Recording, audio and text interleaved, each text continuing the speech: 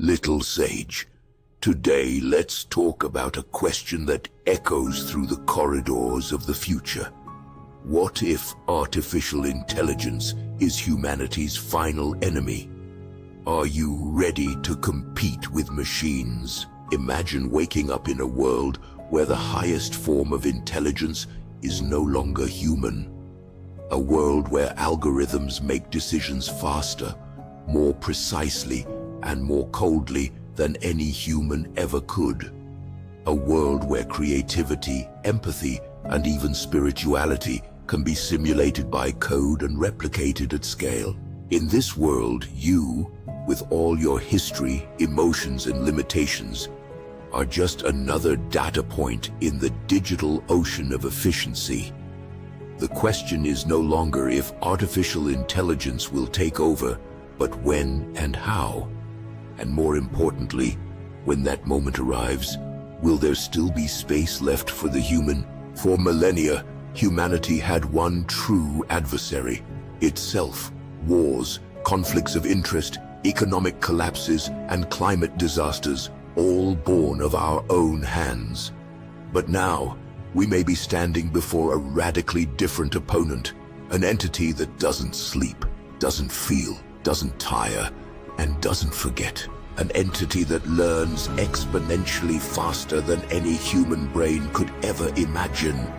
And so arises the first philosophical provocation. Is artificial intelligence the pinnacle of our genius, or the prelude to our irrelevance? While we celebrate our ability to create thinking machines, we should be asking, at what point did we stop being creators and start becoming the created? In the 20th century, work was more than a means of survival.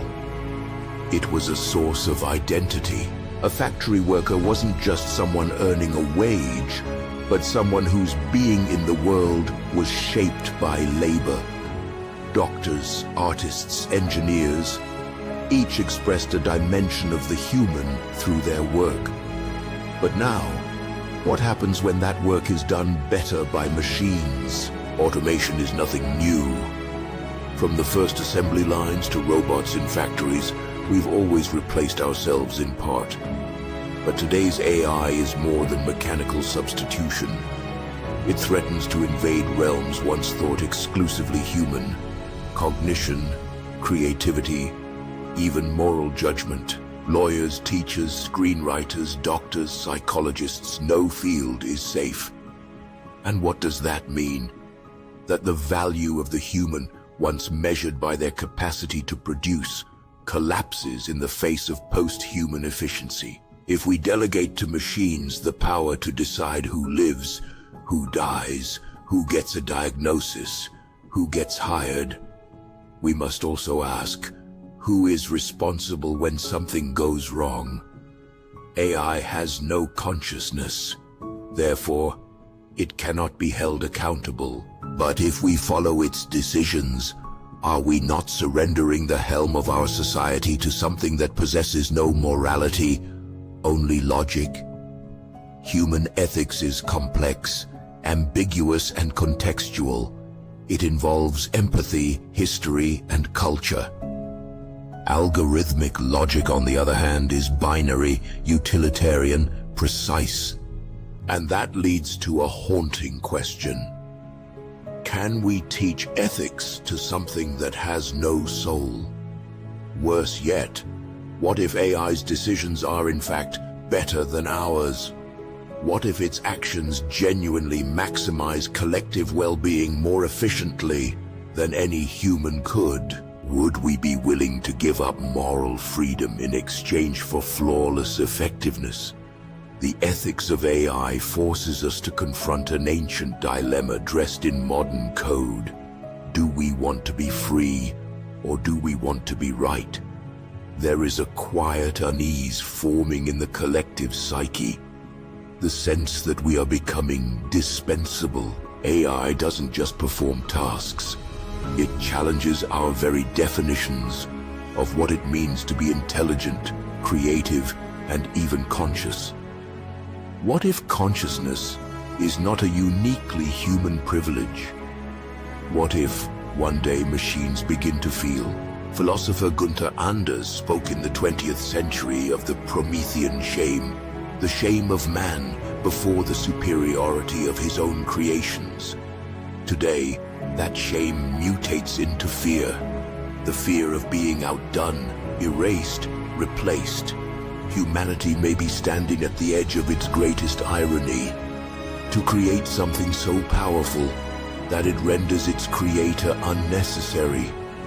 A kind of symbolic suicide, where the very technology born to serve us evolves to surpass us. And so we arrive at the question that haunts the most lucid minds. If we are no longer useful, will we still be relevant? Perhaps the greatest enemy of humanity is not a rogue AI, as seen in dystopian films. Perhaps the true enemy is the idea that we are no longer the center of the universe, not even of our own world. AI may not seek to destroy us, but its very existence may dismantle what once made us feel unique. And if technological singularity is merely the next natural step in evolution, perhaps we are the Neanderthals before the Homo sapiens, not killed by violence, but extinct by irrelevance. In this sense, AI is our enemy, not by intention, but by impact. It forces us to redefine what it means to be human. And perhaps what we fear most is not the machine that thinks, but the mirror it holds up to us, a reflection of everything we are, and all that we may no longer be needed to be. In this new reality, the echoing question remains: what is left for the human? Maybe the answer lies in revaluing what machines still cannot replicate with authenticity, lived experience, subjectivity, pain, love. Maybe it's time to stop competing with machines and start redefining what it means to live as a human, not as a productive cog, but as a being who feels, who fails, who loves, who dies. And if AI is to be our final enemy, perhaps it is also our final chance, a chance to reconnect with what truly matters, the mystery, the finitude, and the beauty of being simply and profoundly human.